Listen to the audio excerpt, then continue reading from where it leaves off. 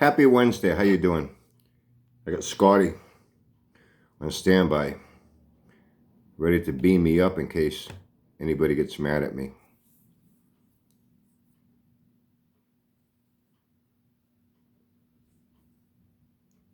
I have my little pet peeves, my little quirks when it comes to cars. Sometimes I think the less you know, the fewer things will kind of irritate you a little bit when you see it. And there have been a lot of changes when it comes to cars and restorations. And I guess when I think about this, it reminds me exactly how old school I really am. And in some ways, there are some new things being done that I have a hard time accepting. I'm being upfront about it, This resto mod thing, I can't stand it. They're taking what I consider real, true classic muscle cars and they're distorting them. They're morphing them into things that are almost unrecognizable. And I look at it and I don't care. When I was in Arizona for those 3 years, I lived in Scottsdale. I wasn't too far from where they had Barrett Jackson. I went to one of them. Wasn't going to buy anything, but, be there in person, and experience everything you don't get to see on TV. And I saw so many resto mods. And it's like, why are they doing that to these cars? And then what I like to call stagecoach wheels, big fucking 24-inch. It's fucking ridiculous. Fucking ridiculous. But that seems to be a big thing.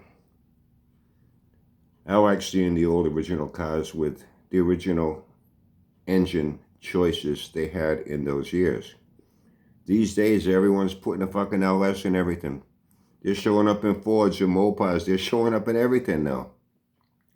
I'm surprised the new Gen Hemis, they're not showing up in Chevys and Fords. Or Coyotes are showing up in, Chevys and Mopars. These days, originality doesn't really seem to matter anymore the way it did at one time. Some people like it. I have a hard time with it. I really do. Then when it comes to originality, there's a few dealers on here that they showcase their cars on a pedestal spinning for sale, classic muscle car. There's several, and I've seen several, and I look at it, and it's like, that's wrong, that's wrong, that's wrong. No, it's not an original restoration. That's wrong. And I can point out every little thing that's wrong with this car. Somebody that doesn't know. On the surface, yeah, it does look great. But it's being advertised and sold as, back to original restoration, but it's not. The ones that jump out at me. And then I'll get to the ones that I see that your average Joe has. And because I'm a Pontiac guy, this shit stabs me in the fucking heart when I see this shit. I'll save that for last. Might even go on a little rant about it.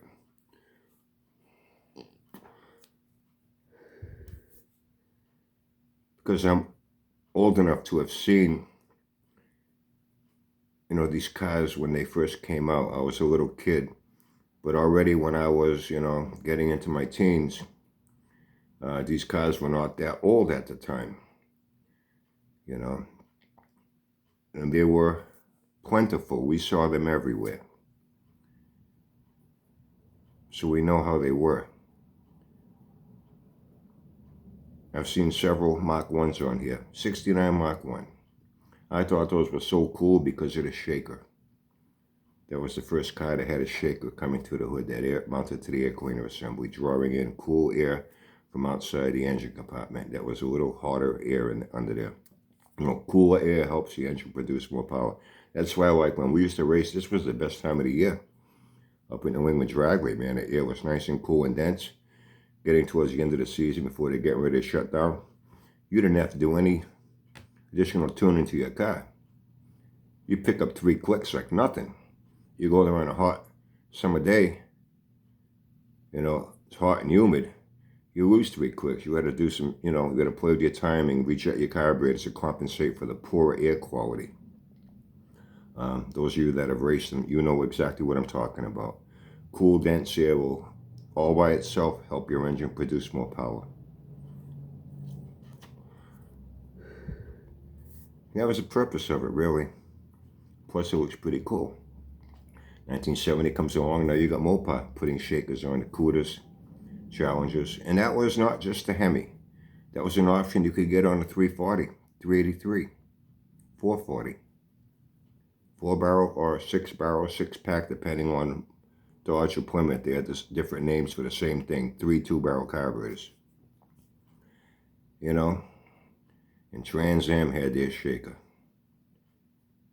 Reverse mount, and people, how come it's backwards? It actually works very well. It's pulling in the low pressure air that builds up at the base of the windshield. It draws it in. And plus, when it rains and shit, you're not getting the rain and shit dragged right into the front of it, fucking up your air filter. Getting it soaking wet very often.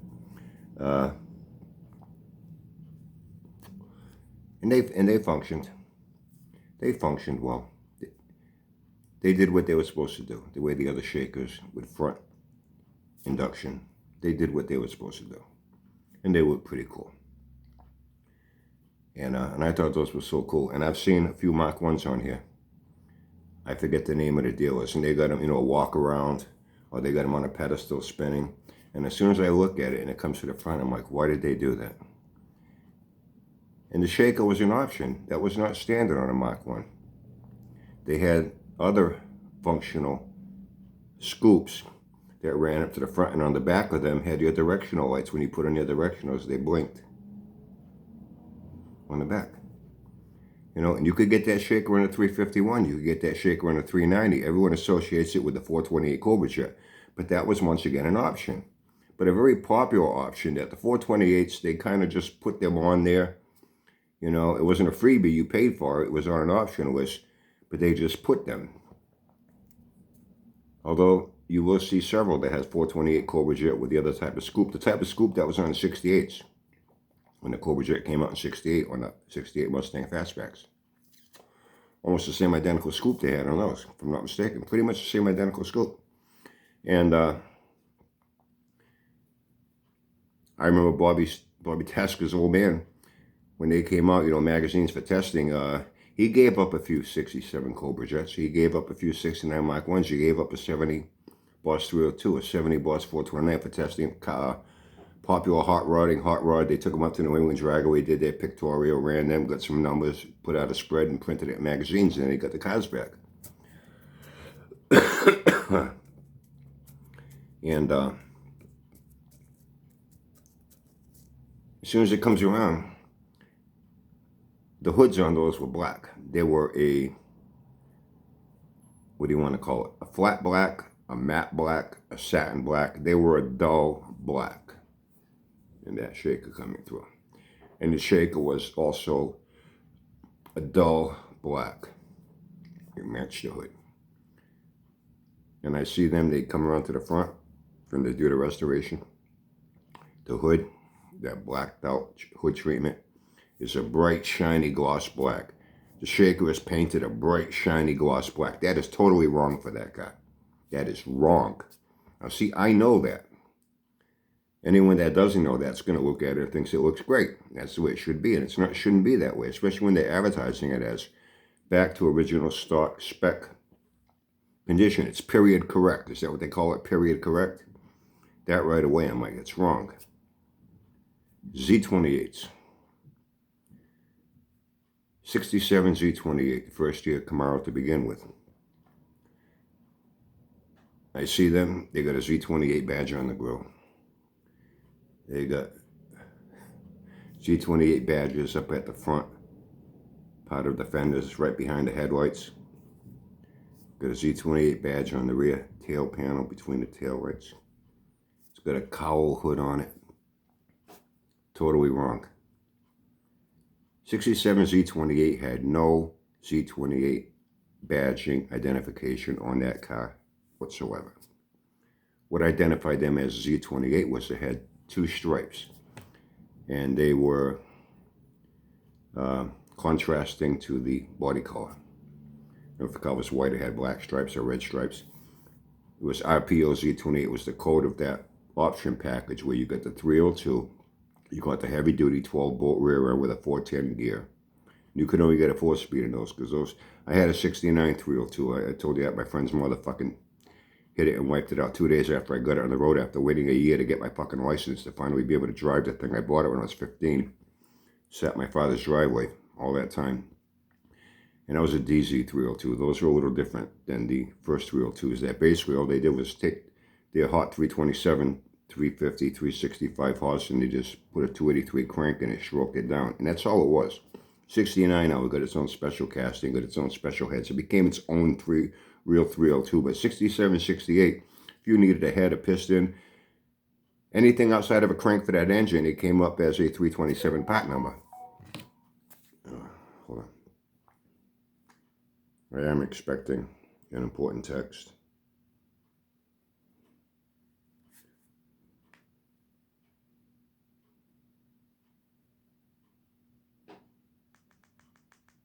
Okay, I'll get back to him. That was important, sorry. I'm on my laptop now, because I'm doing emails, or other things. It's a lot easier to type on here than it is on a small little keypad on a phone. And it comes up as a 327 part number. You know, by 69 already, 302 became its own real 302, opposed to being a Frankenstein 327 with a 283 crank. And that was basically the rush to get into Trans Am Series racing with a 305 cubic inch limit. They didn't have time for development. Hey, how are we going to get under 305? We got a 327, 283 crank, will Frankenstein and go off racing, you know, and then they had to have so many for the street. So, you know, same thing with Chrysler when they wanted to get their Superbird and Daytona into NASCAR. They had to produce 500 street versions, and that's how a lot of things ended up on the street, was mainly because they wanted to get into racing. So their rules were that you had to have a homogenized version for street that you could sell to the public, and it had to be so many. And that's how that Z28 came around with that 302. Anyway, it was just RPO, that was the code, and you couldn't get an automatic in those. I know I had one, even though I only got to drive it for 2 days when I finally got my license, you know, 16 and a half. Those things revved to the high heavens, man, fucking 8,000 RPM like nothing. But they didn't make enough low-end torque to peel the skin off a fucking grape. Same thing with the Boss 302. You didn't see automatics. They didn't put an automatic in those. And they came through with a 410 gear because you needed it. The Boss 302 came through with a 430 gear with a 4-speed. You needed it to get that car off the line. And even if you walk off the clutch, you know, 2,500 RPM or so, and try to mash it, the thing would bog out until you got that thing over 3,500 RPM, 4,000 RPM is when that thing started fucking screaming. But under that, they were fucking pigs. They were real fucking pigs. And that's the truth. I know a lot of people don't like hearing this. It's the truth. I know. I've had one. Even though for 2 days, I know. I walked off the clutch at different RPMs, and sometimes it was fucking embarrassing, okay? You know, you had to really scream that thing and walk off it. Fortunately, I had a stout enough, you know, 12-volt rear end in that thing that could handle it. And the transmission, you know, and I had a big heavy-duty clutch, you could handle it. Same with the Boss 302. That's why those things never came through with an automatic. By 1970 already, by 1969 already, they had revised the grind on the cam. It was a different engine than the original ones. You started seeing automatics appear in them, you know. You didn't get you could get a 373 gear. And due to the cam grind, its torque curve, now it had a better low-end torque to them. Now you could put an automatic in them. And the rest is history going into 1970 up. All they had were 2 stripes. No Z28 badging at all. No cowl hood at all. And I've seen them advertise 67 Z28. They got a cowl hood on it. Well, this early in the morning. Hope it's nothing serious. Been several fires down here, all small little minor shit, but still never good. There's the second one. Fire's police station is right up, a couple of blocks up, away from the shore here. Wow. They got 68. is when the Z28 badging appeared on them. But that's how you could tell. Z28, they had stripes. Your Super Sport, your Rally Sports, they had a SS badging. Some even had the optional stripe across the front of the nose, going across the front of the nose like this. Z28 had the stripes down the hood, down the trunk lid. Corvette Rally wheels, as they were called, and the red line tires. And I've seen them on here advertised. Got a Z28 badge on the grill. Z28 badging up on the front part of the front fenders, like right behind the headlights. That's where they appeared in 68 and 69. Grill there on the front and on the rear tail pan between, taillights in the back roof. It had a spoiler, a little up on the spoiler. 1970 on, the second generation, now they moved the Z28 badges back on the front quarters, right down below the body line crease between the wheel well and the beginning of the door, right down in that area, on the grill and on the rear, spoiler or tail pan. And 67 had no Z28 badging at all. Nothing at all. Nothing at all. They did, that cowl hood started to appear late in the 68 model year run. In 69, it would appear as an option, and not all of them had that cowl hood. And I see the 67s, they got that cowl hood on. It does look nice. I agree, it does look nice. It does look nice then, with Z28 badges all over this thing, opposed to how the 67 Z28 actually was. They were real plain Jane. An SS was fancier, if you want to call it that. A Rally Sport with the hideaway headlights, was fancier. I know it's another word I should use. I'm saying fancier. Z28 was a real plain Jane. Aside from having the rally wheels and the red line tires, you couldn't tell if it was a fucking base 6-cylinder model that was rolling down the fucking street, unless you heard it.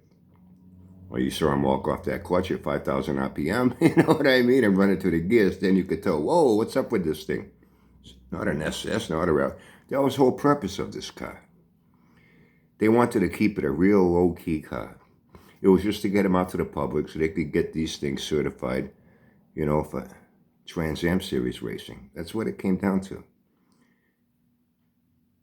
And I look at them, and as cool as they may look with all these other little things that don't belong on it, I still like to see it real stripped down plain Jane, the way it should be, which is still stripes.